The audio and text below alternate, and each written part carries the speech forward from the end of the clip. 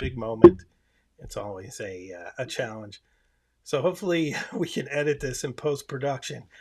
Brian, do I have you? Can you Tim, hear me okay? I can hear you perfectly. Oh, it's so funny. I That's always say that exhausting. I'm. Sorry about that. No, I don't want you to be sorry. I blame myself. I had a nice intro recorded and everything. It was going to be very slick. I'm going to get there. I keep striving to get to the point where it's a nice, slick production. But It, great to see you. How you Great to doing? see you as well. I appreciate the invitation. Thank you. You I've been you looking forward to this for a couple of weeks now. thank you. I really appreciate that. You honor me by being the first guest on my kind of podcast here. I guess more like a vlogcast or whatever you call it. But certainly great to have you. You just got back from the Toronto Pen Show. Yes, script this. It was impressive. Yeah, how was So it? it was the first time it had been open in 3 years, I guess, Wow. and there must have been over 2,000 people in the hall. Wow. Like just enthusiasts walking through. Um, yeah, we're always excited to go to Toronto. There's a lot of passion around writing and fountain pens and a lot of enthusiasm. And it was interesting to be there exhibiting with Esterbrook and having people come to the table and they were familiar with the names of the pens and they were That's talking great. about the different products. And yeah, it was a warm experience. We'd been there in years past. They typically have an evening gathering the night before. They didn't do it this year because Canada's a little bit behind us as far as openings, where the Oh, way and we yeah, have been COVID kind of wise, that's flowing. true. Yeah. There's still a lot of fist pumping and, are we shaking hands? So, Yeah. um, it's a little surprising to feel, we've been living with COVID a little bit different these days, but they were excited and enthusiastic around it. But anyway, they usually have an evening the night before where people get together because it's nonstop when you're at the show. So there's no Wow. time Oh, yeah. to connect with people and oh, how are you and that sort of thing. So and when they do have this kind of celebration pre-night, there's 100 people getting together just at a bar, just Oh, meeting that's and fun. socializing. Yeah, just people from the community. And I was surprised to see how many people had come out from Ottawa and Wow. Montreal to be at the show this year. It was great. Yeah, see, that's great. And I saw some of the behind the scenes pics from Boston from the Commonwealth Pen Show. And I kind of wish I got in on that somehow. So it looks like you guys all went out to dinner or lunch. I saw Science Notes was there. It just looked like a really nice scene. So, Well, that's what happens with the pen shows. Toronto's a 1 day show. So they ah, try to have that night before experience where they could bring the community together because they know Sunday's just going to be a crazy day. oh, yes. So, and when I speak to people around the world who also have pen shows, they have this imagination in their mind that they're kind of old and stale and it's only a vintage show and there's Right. kind of these Yeah, that's traders true. in the room, but it's very different. I would say the average person walking through the hall on Sunday was 26 to 30 years old. Oh, wow. And in Europe, the pen shows are typically 1 day, whereas in the States, they're 3 day events. So it's kind of like a retreat.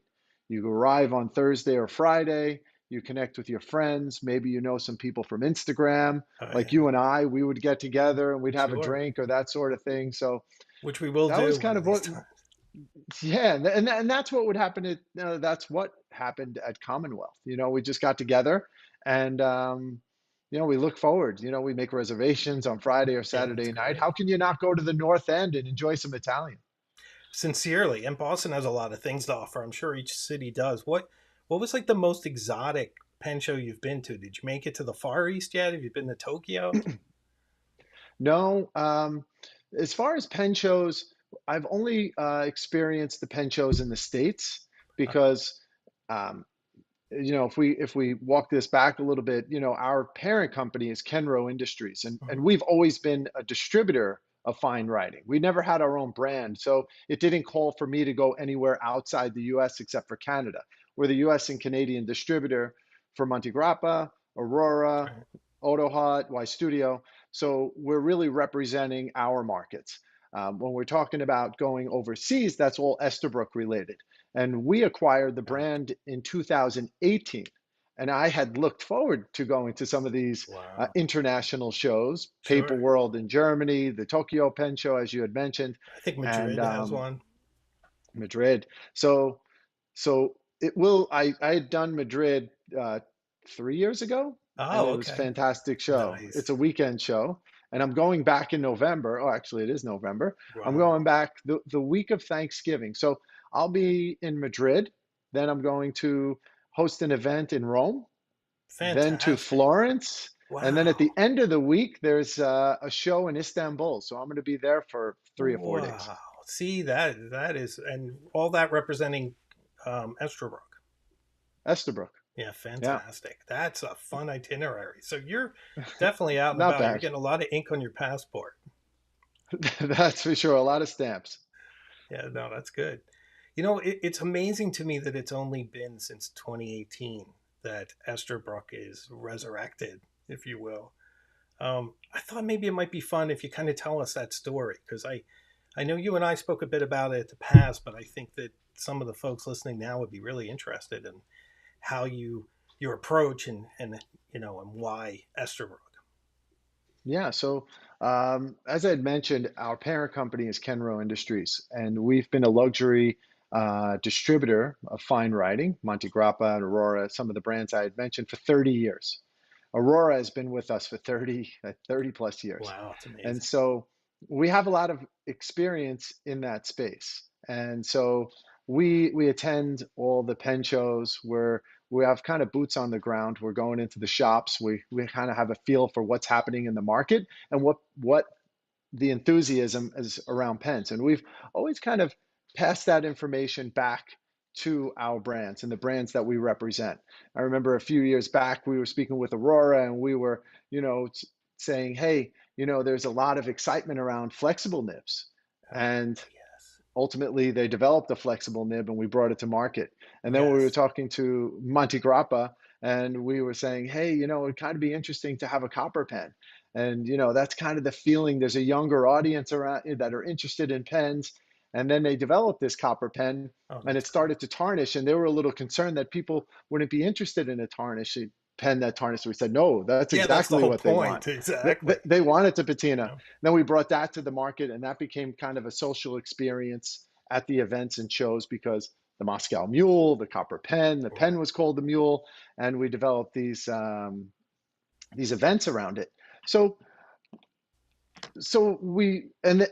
there's a kind of a negative to being a distributor in that you don't own your brands. Hmm. You're kind of at the mercy of the brands themselves and what their path might be. And we had brands like Omas, which is a luxury brand out of Bologna, and Yeah. I'm sure if they're enthusiasts listening, they would know who Omas is because most people who have a fine pen collection might have an Omas in it. That Arco material is beautiful. Sure. So Omas was a great product for us, and we were with them for probably 10 years. And then ultimately they went bankrupt and that whole business disappeared on us. And so that was sad. Yeah, And, I'll say. and we had another brand, And which was that, yeah. Schaefer. And yeah, so Schaefer was another company. We had had it for 3 years. We tripled the business. It was Wow. fantastic. Like things were going really well. And then Cross bought the company and then that was gone. So we Oof. said, "Oh, how are we going to manage this forward?" And so the only way to do that was really to develop something for ourselves. Then we got the call that this gentleman who was managing the Esterbrook brand needed some support, needed some help, and he wanted us to come on board and be part of that. And that was 2018. And ultimately, we bought the brand from him and we decided that we were going to take it forward. Like we knew a lot about Esterbrook because it has a rich history in the United States. You go to any pen show, everyone has an Esterbrook in their collection, Oh, yeah. and they At refer to least one. those Yeah. Esterbrook pens as Estes. Sure. So we know what goes into a nice pen. We started out of the gate. We wanted to make sure the nibs were great, the materials were terrific, that it was a true writing pen. And since we were starting so quick, we didn't want the pens to define what we thought Esterbrook should be going forward. So we took a pen that was very unassuming, and that's the Esty, which just has a cylinder shape, cigar shaped pen, and we developed these pens with beautiful materials. And the nibs are fantastic. You've written with the pens, so you know They are. we I'm a chose big Yovo. fan. Yeah, I really am. And it's funny because I was one of those people that was kind of skeptical when you see, oh, it's a modern Esterbrook. What's it going to be like? And then you write with it. First of all, the way you make them, and I've thought a lot about this. It's almost like Esterbrook has its own aesthetic. Like you have that British tan for your leather goods, and then you have a lot of brass in the accessories, and then you have like your the British tan in your journal, and then the pens themselves are this burst of color that's almost like an exclamation point in the whole Hmm. sort of face of the brand.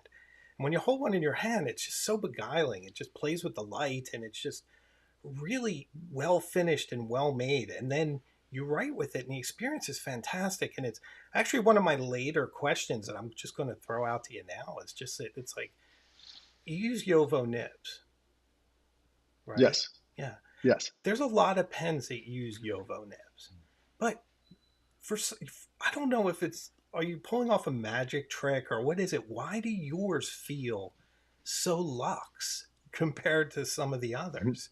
Do you do something? Do you take it to a different level? Are they done to a certain spec for you? Because there's just something about writing with an Esterbrook that's different than writing with a Yovo nib on another pen. Yeah, no, I can't say that we do anything special with the nibs. You know, we do have some people in house that inspect them, you know, to make sure that the tines are aligned properly. But there isn't a another layer that we apply to it other than maybe our specialty nibs. But Estabrook was always known for their nibs. You know, Right. at Right. one point they had 200 different styles of Oh yeah. nibs, and people would go to school and they had different names for them. And I brought something here that I wanted to show you Oh just to give nice. you an idea. I acquired this from a vintage shop Oh in my gosh. Look at that. That's super and fun. somebody this must be from the 1930s, and Right. these are all vintage nibs, and each one has a name, and they're identified. I can read a few of them to you. One says Sure. inflexible, one says ladies falcon. Wow. um, I Inflexible. think you might enjoy this one, inflexible. That's Yeah. right. We want flexible nibs, right? Right. um, How about the 313 probate? I'm not Wow. sure if you want Wow. that nib. Yeah, I'm not sure what that's all about. Yeah, 314 relief.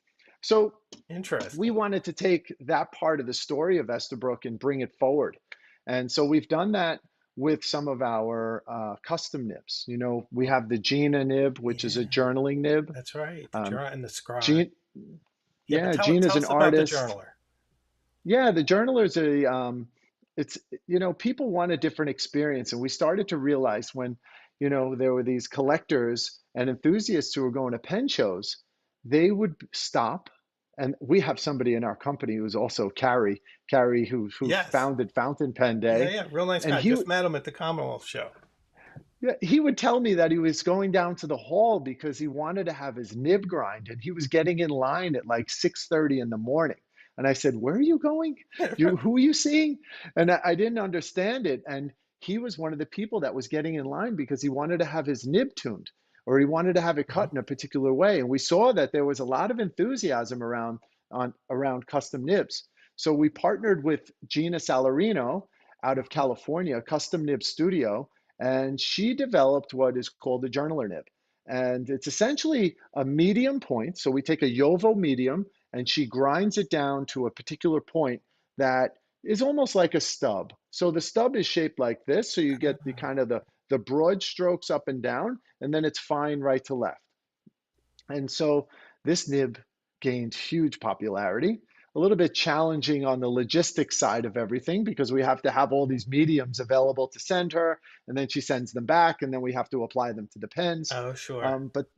But that's the first one. Then we had a scribe nib by Josh Lax. We have a needle point by Pen Realm and Kirk Mhm. Spear. Oh, that came And out of Pen Realm. I didn't realize that. Okay. yeah, And that's pretty new, and right? The needlepoint just came out fairly recently, right? this this year, Yeah. yes. That and looks they've neat. all I'm been I'm very, more of a wide nib guy, but I still was curious about that. yeah. I should have tried it at the Commonwealth if you had it with you.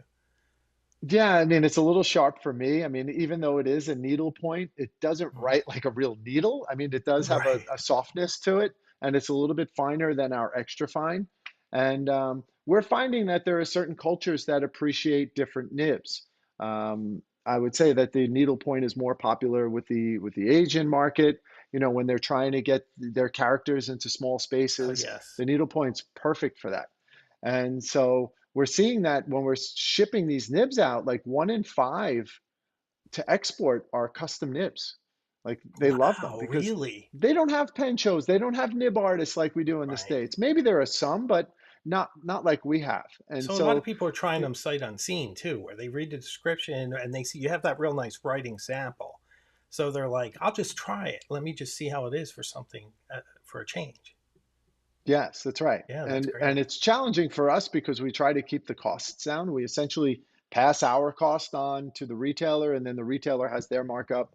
Um, but it's nice, and it's worked out well for us. And it's, I think it's helped the SD kind of grow in influence because you can order the pen with these different nib sizes, Yeah, and it's that's not just one of the best standard. things. I mean, some of the fountain pen companies out there today, they're limited to medium and fine.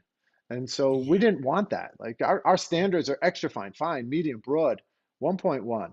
We have flexible nibs now. And actually, we're shipping the gold this week. I think you wanted the gold for one of your pens. So Oh, I didn't we're going to realize it have was to get coming that in to you. gold. You know that I better. I'm gonna have to change the order of my videos because I filmed a video on the SD Flex, and I say it only comes Yes. in silver, so I might have to move it up now to get it out now, or you know, because it's already filmed. But that's good to know because Yeah. the trim is We didn't beautiful. know when it was coming. We had them on Gotcha. order, but they tell us when it's happening, and then ultimately, like we've had some pens this year that we thought were coming in June, and with everything that's happening with logistics and supply chain, like we're finally getting some of those pens that were supposed to come this summer.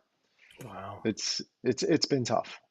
Yeah, yeah, that's true. That's the whole supply chain thing. One of the things I'm curious about is like now we're on the fountain pen community and we're all self-absorbed. We think the whole pen world revolves around us when in actuality most people are writing with ballpoints, of course. And fountain pen sales, I imagine, are a small percentage of the big pie, whatever that big, you know, writing pie is out there. Probably in the billions, many billions. For your business, you have roller balls and ballpoints as well, but is the majority of what you guys sell fountain pens because you're so much a part of that community, or is it still kind of balanced? How's that work? I can say pre-COVID, yes, fountain pens were still the strength, but it was a bit more equal through ballpoints and roller balls. Mm. I would say that the majority of gifts that are given as pens are ballpoints or roller balls. And when COVID hit, there was the ballpoint and rollerball business essentially stopped. The gift Wow. giving business stopped, and I would say 95% of our business with Esterbrook is fountain pens. We're starting to see it come Wow. back. We're getting more calls for ballpoints and rollerballs. We have collaborations where luxury brands are talking to us now and they're interested in ballpoints because you're right. I mean, in the big pie of the world, Yeah. the majority of people write with ballpoints and rollaballs. You know, we're in a bubble when it comes to fountain pens, and it's very niche, which we don't mind, but we definitely want to peel away the layers and start to branch the brand out into some of these other markets. Sure. And it's Sure. interesting who's knocking on our door. So Really? it's Nothing you yeah, could it's say it's now. It's all it's pretty secret. exciting. Just just that they're luxury brands, that Oh, have a sure. similar culture, American culture, and they're looking to partner with brands that are like-minded. So Mm. for us, we only started a few years ago. We're selling our products in 36 countries. But when we go to Wow. partner with other brands, SD might be a little bit too colorful for them, So now we're starting to look at more mature materials, more sophisticated materials Oh, yes. in terms of, earth tones. When we were selling during COVID, when everyone was closed and, you know, everything was digital, we had to pivot as well. So all of our content went in that direction in terms of photography, and we were developing pens that really danced on film. We wanted them to be very Ah, charismatic yes, and the Instagram effect, if you will. yeah, so Sure. Candy, you know some of the Hmm. models, I Candy, own some of them. Honeycomb, Honeycomb, I have. Sunflower. Yep, Nouveau Yeah, Blue, yes, one of my probably our favorites. most popular. Love that one. So Yeah, yeah, we I have, have noticed that some of your new ones, like your, I don't know if it's your latest, but you just released that ebonite, the two ebonite pens, yeah. which are absolutely gorgeous. And I I noticed, actually brought it here for you. So if you wanted to take a peek at it, oh yeah, sure, just to give show you an everyone. idea. It's And amazing. and that's what I'm speaking about with like the mature materials, a little bit Sure. more sophisticated. So, Yeah, look at that. yes. Unbelievable. That's gorgeous. That is really amazing. Wow. Look at Let that. me make 10 of 50 of how many? 500? No, 50. 50. 50. And I saw they were numbered. I think all the dark ones, it's like parrot, blue parrot, is it? Yes, Parrot and Blackberry. Yeah, I think all the parrots are gone. I looked at your website earlier today. Gorgeous, absolutely gorgeous. Like that, that's a pen that compete with anybody in the market for beauty right Thank there. you. I mean, yeah, our factory's polishing is, I mean, it's like a piano finish. It really is. So I credit to sometimes them, think of like a Les Paul or something, coming from the guitar world, right? Yeah, like a Exactly. nitro finish. It's just absolutely gorgeous. The Phaeton is really neat too. That's a reminds me of like a mid-century kind of pen, like a Madman pen. Yeah, the Phaeton was a pen from Esterbrook years ago, and then we just brought it back. It has a hooded nib. It's more simplistic in design. I wouldn't say it was kind of like a pen that we adopted from the prior owners, Oh, sure, but we stayed with it. There'll be some new things that are coming as well next year. I think you'll be surprised. I mean, SD brilliant. was our first launch. We have Camden. I think you saw the Oktoberfest. I Yeah, could show you here. we got There matching you pens. go. Yeah, Touche. it's a Touche. beauty, an absolute beauty.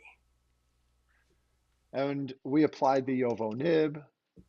Ooh, For nice. those who might be new to fountain pens, they come equipped with a converter, all which is also German. So the nib is German, the converter is German. The materials we source from different parts of the world. When we're Sure. speaking about we can almost say that the Ebonite pen is made in Germany. The Oh nib is wow, German, the cartridge is German, the material is German. that's all. And I think So you use Yovo's feeds too, right? So they match up we perfect. do. Yeah. Yeah, So that's absolutely. probably one of the differences relating to my earlier question, because some pen companies will use cheaper feeds and then they slap a Yovo nib on top. This is fact. It Yeah, is fact. Yeah. yeah. Not casting We want dispersions. It's we just want the happened. experience. Yeah, I mean, for us, we're not trying to cut corners. Right. We're trying to develop interesting, beautiful pens, and we're trying to find ways also to connect the community. Right. Because you may have seen some of our marketing strategies that we bring in artists to work with us. I mean, for us, it's easy to, hire a firm to just develop all of our marketing, to handle our Instagram account, but we try to be more organic around that. I could even show you a new product that we're launching and kind of a preview to Oh, the thank you. marketing I was around hoping it. you'd spill the beans on something. It's always nice when I can get an exclusive. Thank you. Yeah, well, I don't have the product with me, but the product is kind of featured in the illustration. Okay, So that's okay. we're working with a gentleman. His account is See the Lines, and Okay. he's a fantastic illustrator, and we're learning a lot from him. I think he's also learning from us. I think it's the first real pen brand partnership. Oh, So fun. we've done this piece around Wow. a new pen which we called the Petrified Forest, Oh, that's so fun. Look at that. and Boy, that's it's some an talent. That's all hand American, drawn by that gentleman. all hand drawn. Wow. The artistry around it is really beautiful. And so we're trying to create Wow. a journal around it. And, also themes around the United States, the Petrified Oh, Forest, yeah. Route 66, the whole story, Oh, fun. families traveling down Route 66, trying to find success in that highway headed out to California. So Sure. and we're even hearing that from our international distributors. They're saying, "Hey, Bryan, we need more Americana like in your marketing." So we could take pictures and we could tell stories and we can prop up the pen, but why not work with artists, people who are already passionate about Oh, writing, yeah, and and they're build them close into to their what we're doing? locale, so it really ties it in. That makes sense. And you saw the Yes. SD Cola, I love the SD. You can't get more American than cola. and It's a I beautiful pen. Yeah, that this is is all hand done. She unbelievable. recreated this. Like if you look at some of those old Coca-Cola Wow. advertisements, Yeah, sure. that was all done by hand. That was an artist. They didn't have like fonts that they could choose from or Oh, yeah, Canva, yeah, that's a you good know. point. So Yep.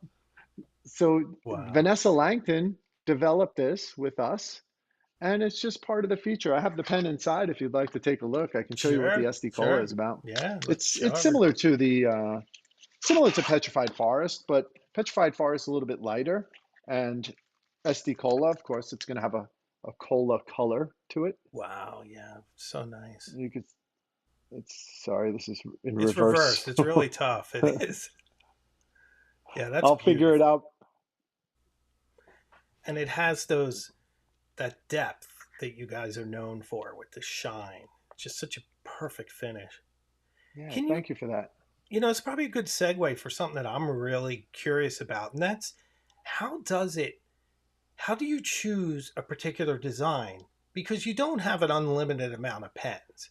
You guys have a lot Right. of pens. I think you have a great amount of pens, but you certainly wouldn't want to have too many choices. So you probably take some out and some on. But when you excuse me, when you decide to develop a pen, how does that start from like concept to execution to all that? Could you walk us through the creative process? Yeah, I mean, oftentimes it's seasonal. So we kind of have an idea of when a pen is going to launch.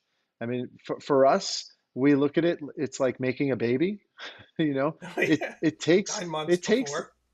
nearly a year Mm, and sometimes longer to introduce a pen. So you have to get an idea of what you're like, when is this pen going to launch? And like we have some pens that are going to introduce in the winter that feel very wintry. There's kind of that snowy chill factor to it. So we try to decide on colors that fit within each model. Each year, for the last 2 or 3 years, we introduced the JR in a Paradise series. So Paradise was always fun. We always launched it in the summer. We tried to identify colors that matched well with the theme of Paradise, sure. and we kind of linked it to the story of Margaritaville and Mm, Jimmy Buffett and the parrot and these great colors. And we would come out in the summertime for the United States, of course. Um, and they were very fun and whimsical. And then when you get into like the fall season, with Oktoberfest, and yeah. last year we had pumpkin latte, and we had an Mm, orange pen and a brown pen, and they were very popular. And so it really needs to fit within the story. So I think we find the story first, and then we okay. build products around it. So But you think of sometimes we like can identify. an autumnal theme. So you're like, you know what?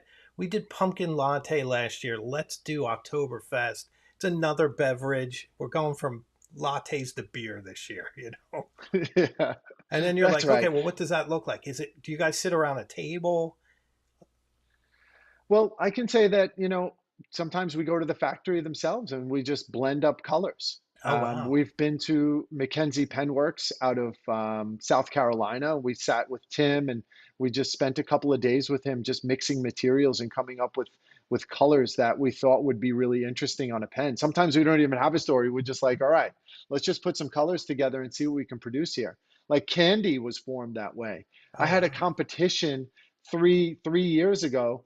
It was like an artist competition. Design the Esty that you love.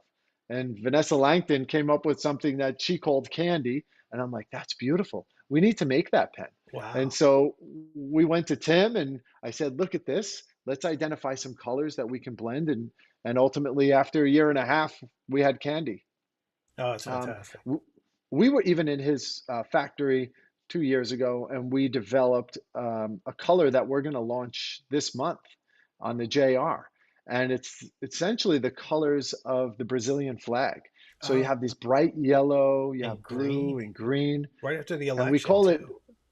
we call it Beliza. And Belisa Ooh, is kind of nice. a slang word in Brazil for like what's good, like how Oh, are very things? Wow, nice. that's great. So we're Oktoberfest is exciting in Sure. Germany. Belize targets maybe the South American market with the colors in Nice. Brazil, and so we're That could global, be a so whole we have to theme. think. You could do different countries as time goes on. And when are you going to Yeah, launch Brazil? you're It seemed to absolutely me right. you'd have to launch Brazil around Carnivale. Well, it's coming this month. Belize is coming Oh, this okay. month. That's good. Yeah, so it is just about Christmas is summer there it's now, always right? best during the holiday season, so that's good. Well, supply chain again, right? Right. That's one of the other problems. We do have an interesting pen that I'll show you, and I don't think anybody's really seen it at this point, but Nice. it's really one of the most exciting pens that I think we will introduce this year. We I had mentioned earlier that we tried to launch it in June. Hmm. The title of the pen is called Botanical Gardens, just Ooh. because we felt that it's so beautiful and floral, and we wanted to come with it in June. So I guess you're going to have to visit your botanical gardens You know, in the winter. we Oh, need sorry. that.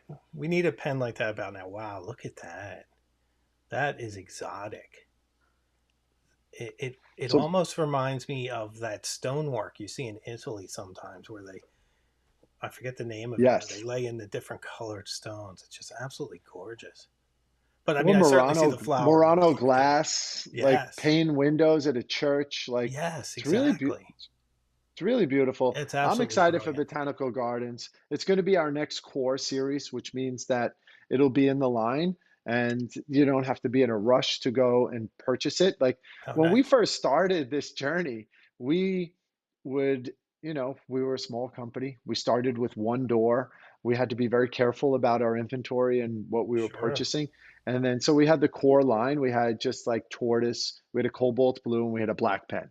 And Right. we were walking around, paper world and trying to convince our friends who we know from some of the other brands saying, hey, we're introducing this pen line. It's called Esterbrook. And how would you like to be our distributor for Germany or Spain? And they're like, you have three pens. Like, I'm not sure that's aligned. Right. Yeah, And, yeah. and so But now growth is we hard. fast, It's hard to finance that. You got to put a lot of capital out to bring a pen to market, and three was a lot to yeah, begin with. So buying boxes, buying pens, purchasing sure. the nibs, handling the marketing and photography. Hmm. And so, yeah, there is a big cost Billing, that comes with shipping, that. all So, that. Yeah. yeah, and we had to be careful about our inventory. So when we would buy into a new pen, a few hundred, 500, 600 per SKU, and then we would introduce new models, which we called seasonals. And one of the first seasonals we had was called Evergreen. Ooh, Evergreen became very popular. And the first week we launched it, we were sold out. And wow. since then, we all get emails once a week. Like when you bring it Who do back. you know somebody who has Evergreen? Where can I find one? And Wow. it's like Peacock also. Peacock was a beautiful diamond cast pen, maybe one of the most Mhm. beautiful pens we had, but we only made like 500. And so 500 were gone in a blink. And somebody came to the Commonwealth show in Boston, and he had told me that he was paying over retail for our Wow. pens now. Wow. He's like, I had to have it. I had to have that and Rocky Top. Wow. And I searched everywhere for it. I found it. I had to pay a little bit more than retail. I don't mind when somebody has to pay retail. That means my retailers are doing okay, right? Yeah, that's So, true. I and mean, it means that the a pens, they're yeah, holding their value. a healthy secondary market means that the market's healthy, so that's good. It's really good. Thankfully, maybe we're Yeah, doing something right. I'll say, you guys should probably keep a couple examples and have a museum. I mean, I'm sure you do. You must keep some of your own pens in a back room or something, right? To refer to in your collection. Is that what it is? uh, we we we definitely have examples of each pen. We're probably not as responsible as we should be Right. with that sort of thing. We're taking more note on it, as we grow and as we build. So yeah, we'll start to build a museum. But I like the museum of some of these vintage pieces. Oh, yes. Trying to find the nibs that Charles Schultz was using to create the peanuts, or Wow. acquiring the pen that Wait, that's was true. created. So Charles Schultz drew peanuts with an Esterbrook. Yeah, Wow, I didn't know he that. used a he used a radio nib, and Wow. the radio nib was a very particular sketching nib that he loved. And he was creating Charlie Brown and Snoopy, And when the company decided, when Esterbrook decided that they weren't going to make the radio nib any longer, he bought them all out. I think he bought another 100 Wow. nibs or so, Sure. as if a steel nib was going to wear down. I'm not Yeah, well, so you want to sure. feel secure. Yeah. So yeah, there's some good historical facts that are related to Estabrook. John F. Kennedy, he Mhm. he made a speech at Rice University declaring his mission to go to the moon. And then a few years later he did that, and with it he signed the agreement with an Estabrook pen. Wow. That's the I choose to go to the moon, not because it's easy, Yes, because it's hard. because it's hard. Yeah, I Exactly. love that. One of my favorite speeches. That's fantastic, and he signed it with an Esterbrook. That Yeah, is the that the is Civil great. Rights Act was signed with an Estabrook, and afterwards they Wow. produced 117 pens and handed them out to all the people that helped that come to life. Rosa Wow. Parks, Martin Luther King, they all received Estabrook pens as a gift that they Wow. championed that bill through. See, that's really exciting. And that's also future commemorations. You could do a moon pen one day or what have you, you know. You never know. Maybe we will. Maybe. Maybe we will. Maybe. That's pretty exciting. And I Maybe saw there's something in the works. that would be super exciting. Trying to get you to spill the beans a little bit, you know. I wouldn't be a I, decent I journalist if I spilled wasn't pushing you. If you were I here, I'd be spilled some plying you beans. with booze, you know. No, it's good stuff. And I saw you were in a movie lately. Nightmare Alley featured some of your pens. That's pretty exciting. Yeah, we didn't even know it was happening. I That think was there my was a question. Did you know? Did they approach you for product placement or did they just buy them? we didn't place the product. I think it went through a retailer in Vancouver. We had no Wow. idea until somebody was sending us links to the movie that we were in it. Oh, that's exciting. That's super fun. Great. I mean, it had a significant role in the movie too. If you saw the tortoise You know, and I have the tortoise pen. I haven't seen the film yet. It's in my queue. I think it's on Hulu right now. okay, good. Yeah, no, you'll see. And it has a significant play in the film, which we were Oh, all nice. enthusiastic about. Yeah. Yeah, that helps. It's good. It's good marketing. It's really good. How about you personally? Which are your favorite pens that you write with regularly? Yeah, I can't say that I write with a fountain pen as often as I should because I'm Oh, typically taking. Is a ballpoint allowed into the oh room? yeah, of course. We're gonna wince a little, but we're more than happy to hear about it. Yeah, I could say that some of my favorite pens are the Monte Grappa Mule, Oh, okay, which yes, classic. was a pen that we championed as a distributor in the United States. I love the pen. I had it engraved. There was a woman who Ooh, hand engraved my copper mule, wow. and it's beautifully done. It has like a henna type engraving throughout the Ooh, pen, which I think is beautiful. very And I nice. fitted it with a Yovo nib, so it writes great as well.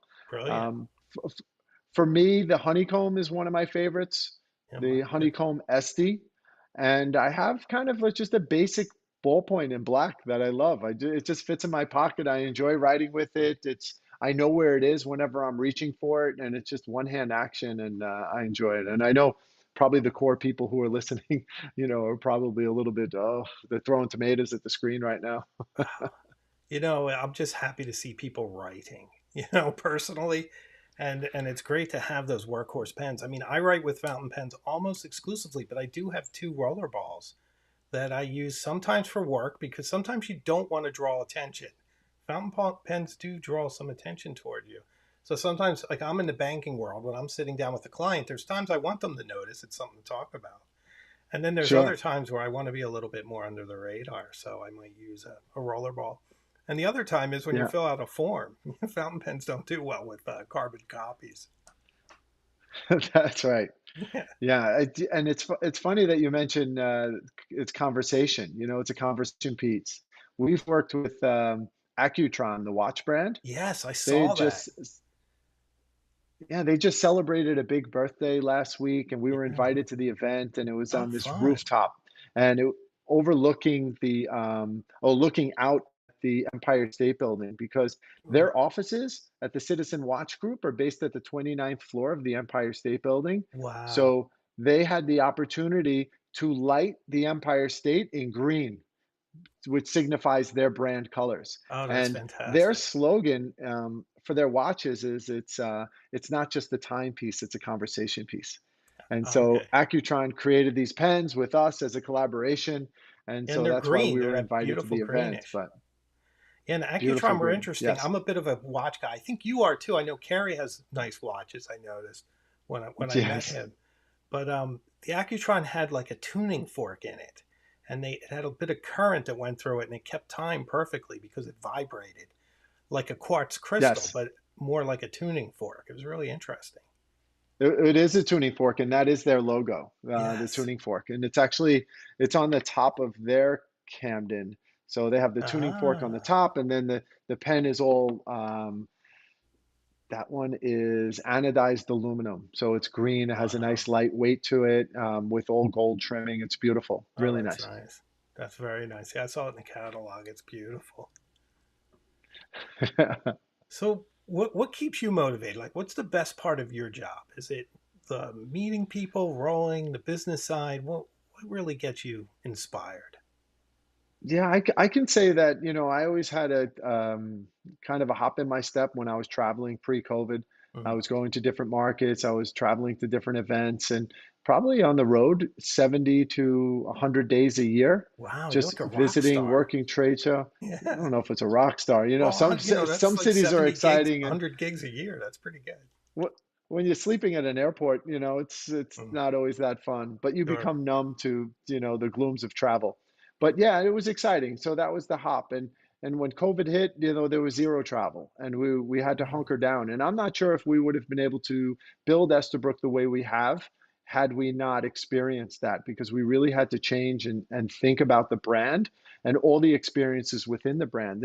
And you had mentioned early on in the conversation how we have these different elements to the products. And we use a term in our company where we're always looking to refine the brand. We're always looking to improve the products, improve the packaging.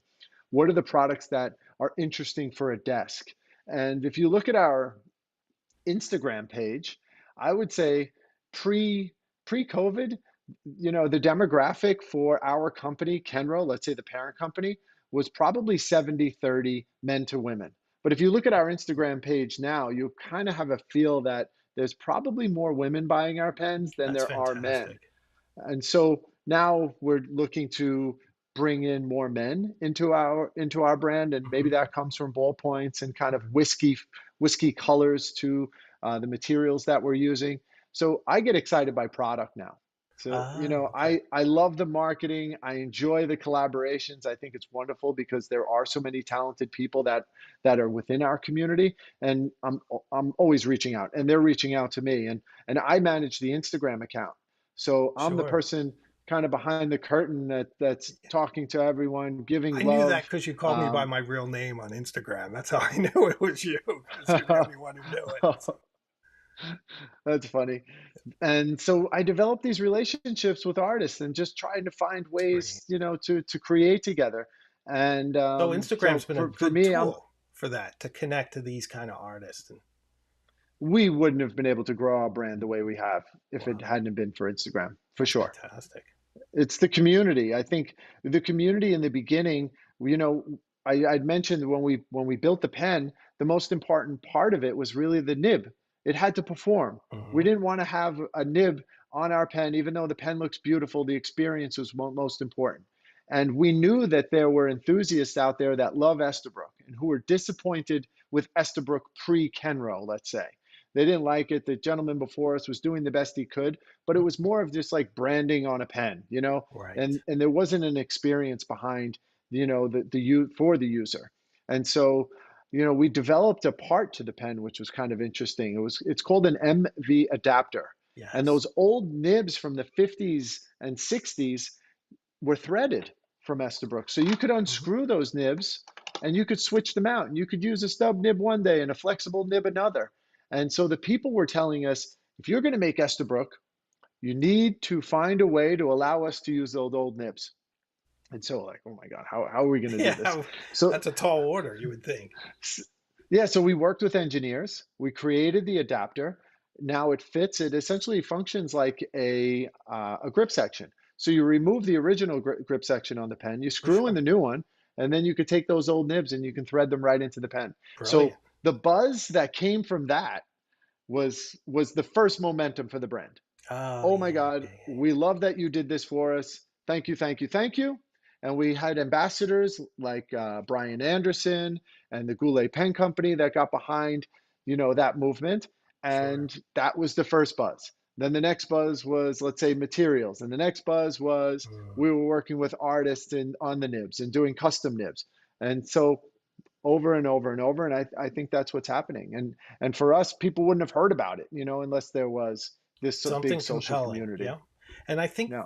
there's a lot to be said for that. And it's one of the things that I noticed about your brand. And I've said it in my reviews and I say it in the new one that's coming up. And it's that you understand, you get it. You understand what your mission is. And so a lot of companies don't. You're providing tools for people that are passionate about writing and people that are passionate about Esterbrook. You have respect for the legacy, for the fact that Esterbrook had so many different nib types. So you have a lot of different nib types. I think you might have the most nib types available of like any brand. I mean, there's so many different kinds that you have, from extra fine all the way up to a 1.1 stub, and then the three customs, and now the SD Flex. That's quite the array. Like, if whatever your writing style is, you're going to find it with your brand. So me Thank you personally, for as that. a fountain pen lover, separate from the channel and everything else, that's what I really love about your brand. That and how perfect everything is every time. Oh, thank you. I can't say that everything's perfect. We definitely have Sure. challenges, but we're marching that line. Yeah. There's probably, I don't know, 20 pen shows a year in the Wow. United States and Canada and some other markets like Madrid. We're at all the shows. We're going to all of them. And Yeah. it's not just me, it's Carrie, it's Ryan, it's Liz, it's Deneen, Neil. It's our whole team and Wow. different people are going to different places. So for me, like, I'll hear from other people like, why are you going to a pen show? Why are you spending all your time to go over there? Why are you going to London? How am I going to know what the people of London are curious about unless I go to speak to the retailers in London and speak to the enthusiasts in London? I mean, I was at a show and I'm having a conversation with a gentleman who's an artist in London. And this young girl comes over to our table and she's really curious about our pens. And she had heard of Esterbrook and now she's writing with it.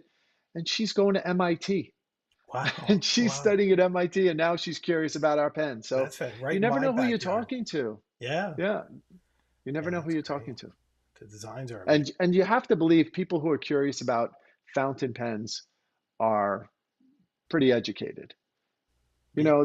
They're writing, they're journaling, Mhm. they're it's helpful with mental health journaling and that sort of thing. So Yeah.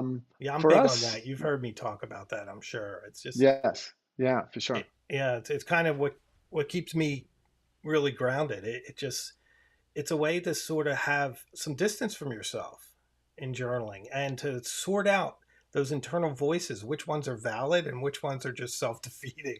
I think you see over That's right. time when you journal, Yeah. so I like to hear you say that, so that's good. When do you journal? Do you journal in the morning or at night or? I sort of carry it around like a security blanket, so I always have a journal with me, and I carry it in my Great. bag for work. And if I do feel a little bit of anxiety, or if I just want a distraction, I'll pull it out and do a couple minutes.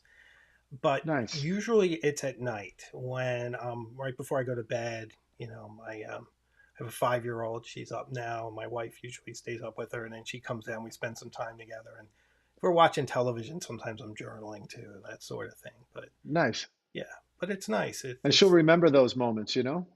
I think they're important. Sure. Quiet, it's relaxing. It's, Yeah, those are special times. and And journals enjoy are it like because they time grow up machines too. fast. Oh yeah. Oh, with the kid, yeah, she's a force of nature. So she's already has her opinions about pens. She'll come up to me and be like, "Daddy, always match your ink color to the color of your pen." I And love I'm it. like, "Well, you don't always have to do that, but that's a pretty good rule, for I obsessive mean, if you're gonna have a pens." purple pen, why not fill it with purple ink? Sure, it gives you an excuse, so that's great.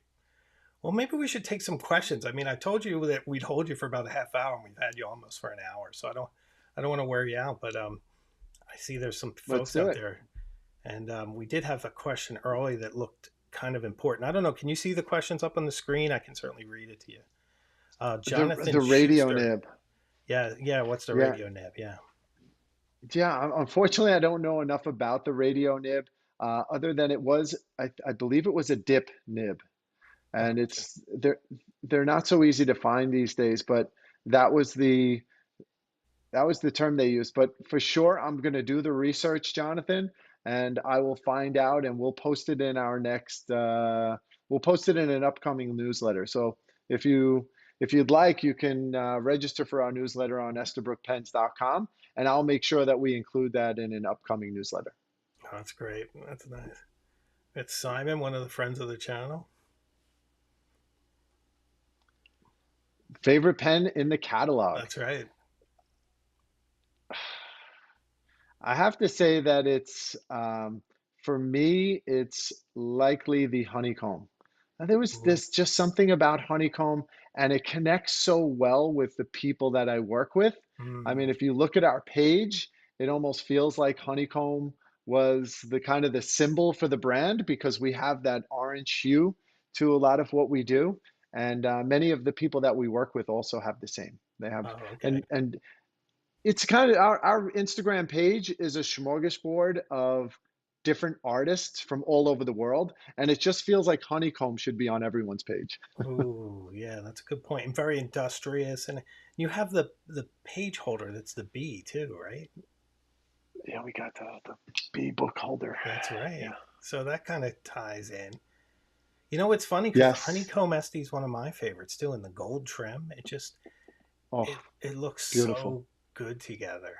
You know, just so perfect. And but the Camden is really, I go back and forth. I really like the shape of the Camden. There's something so like mid-century value. Yeah, it's brilliant. Got mine too. Yes. Love it. Oh, here's a Shaq MD has a great question. What's your favorite non-Esterbrook pen? And let's go non-Kenro too. I don't want you to go to a safe choice there. Whoa.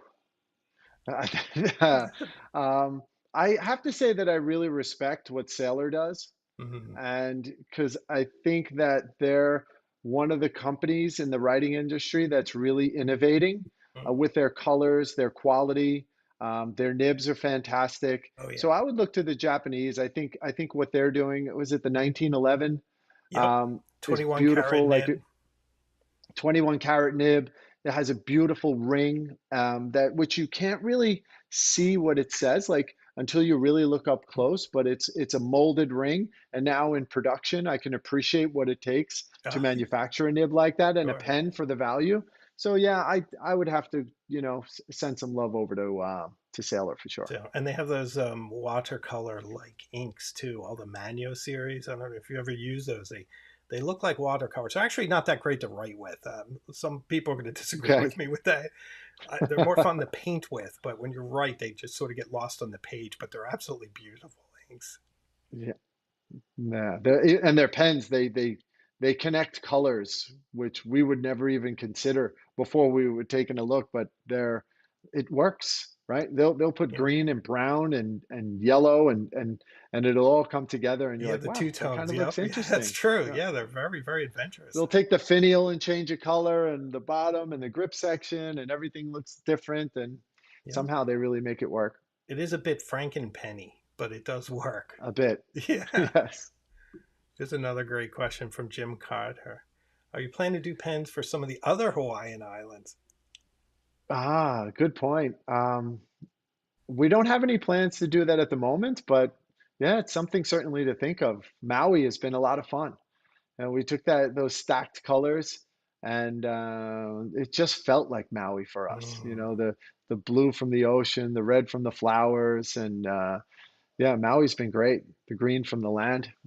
It's very popular. I hear when I bring up Esterbrook, a lot of folks will say to me, "Oh, I love that Maui pen." Oh, really? Yeah, yeah, I I hear quite a bit. when we first introduced it to some of our markets, like for example, Germany, when we first went into Germany, you know, they would tell us, Brian, we need blue pens, we Yeah, need we need brown pens, black pens. What are these colors? And I have to say, many of the artists that we work with, these women with these beautiful pages, many of them are from Germany and Austria, And so we kind of changed the dynamic. He said to me, Brian, what is this Maui? Oh my God. But then all of a sudden he's ordering and he's reordering. Oh, nice. And yeah, so kind of changing the demographic, for the people who are enthusiasts around fountain pens. And Maui's definitely one of those pens that shock people. They're like, we're going to be a little bit conservative on this one. And then shortly after, they're reordering and reordering. Well, once you embrace color, it really does change things because I used to have a lot of really staid pens, a lot of black and gold and some pens. I mean, you put the Sailor 1911L next to the Mont Blanc 146 and you can't tell them apart until you look at the Right? top of the pen. I mean, they're Yeah, identical. So, it's true. but you're not confusing an Esty. You know, No. the Oktoberfest in the Camden or the tortoise is very unique from other tortoise like tones out there. It's just really unique.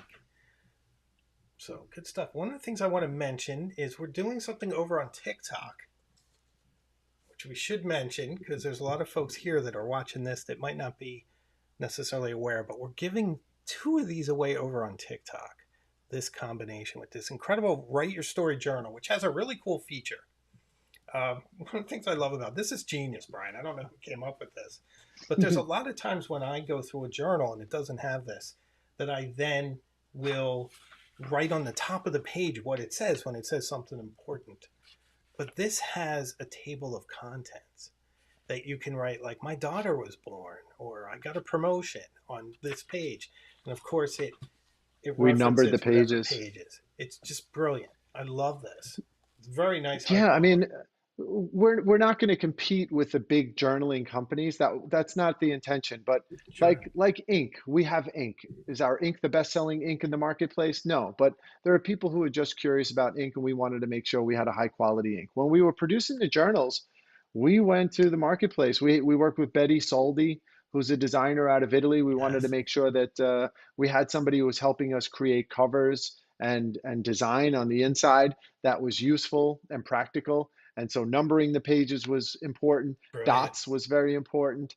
Table of contents, like you say, and Yep. some little history facts around And Esterbrook. how to write, and even there's an alphabet guide in here, right?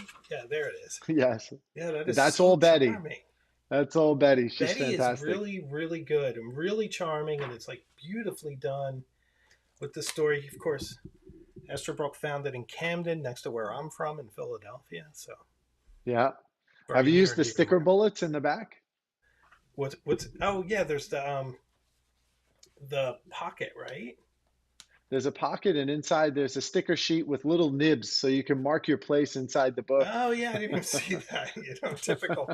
Typical me not actually going into the pocket. So yeah, that is fantastic. In great Yeah, color those are our schemes. little nib logos. Love it.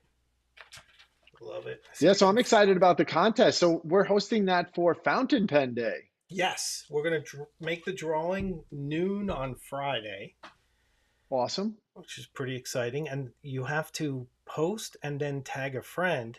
And the nice thing is, this time both you and the friend are able to win. Yeah, So come on over to yeah. TikTok and take part in that. That'll be super exciting. And Yeah, well, I'll be at Fountain Pen Hospital at noon on Friday in wow. downtown New York City. We're having an event, and he's inviting people in. We're giving gifts to everyone who comes. We're having raffles. My associate Carrie is going to be. He'll be in Chicago at Atlas Oh Stationers. yeah, Maybe you yeah. know With Brandon. Brandon. Yeah, Oh, you yeah. know Brandon. Yeah, yeah. We're going to Lovely be guy. in LA. We're going to be in different markets throughout the That's country great. celebrating Fountain Pen Day. Fantastic. Yeah, it's going to be the biggest one yet, and it just gets more and more popular each year. So Yes. great stuff. Well, Brian, I feel like we've said it all. We've covered every base. It was a pleasure Tim, I having you appreciate on. it. No, I appreciate it. I do. I enjoy working with you guys. I love the stuff you produce. And, you're definitely one of the nicest guys in the business. It's always a pleasure when we Oh, thank you. connect. So thanks for coming on, and I hope we can do this again sometime soon. Absolutely. And I appreciate, having your audience tune in and listen to me, kind of throw my spiel out there. But, hopefully it was heartfelt. Oh, absolutely. It was great, and I really enjoyed it, and I'm sure everyone else will too. And the live stream here stays up. It's not like on TikTok, so there'll be people that watch it in the subsequent days. So it'll be really Awesome. nice. Maybe I'll be able to edit Thanks, off Tim. the minute of me trying to get you on there. So, but good stuff. Thanks so much, Brian. We'll talk soon. You take Awesome. care. Have All right. have a great evening. You Thanks, too. Tim. Bye bye. Well, how about that? That was fantastic. Just one of the nicest guys out there and one of the most interesting companies. I hope you guys enjoyed that. I am really going to strive to do this from time to time to get some folks that can give you different perspectives on the fountain pen hobby, and we can all learn some stuff together. I hope I asked the good questions, and if you want to critique my interviewing skills, feel free to criticize me in the comments. I always enjoy a little bit of constructive feedback, so that's always fun. Just a few more things I'd like to mention. We do have memberships available.